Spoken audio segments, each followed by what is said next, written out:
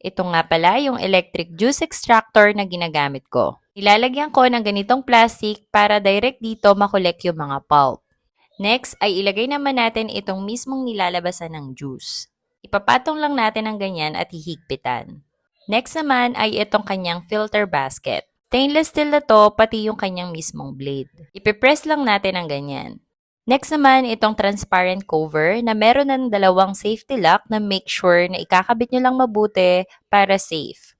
Maganda rin yung cover kasi mas mabilis makita yung mga na-extract na fruits. Next ay itong pang-press ng fruits and vegetables at yung container. Make sure lang na hindi nakasaksak pag nag-assemble. Meron itong dalawang speed setting, yung low and high. But usually, ginagamit ko ay yung high. Madali ba itong linisin?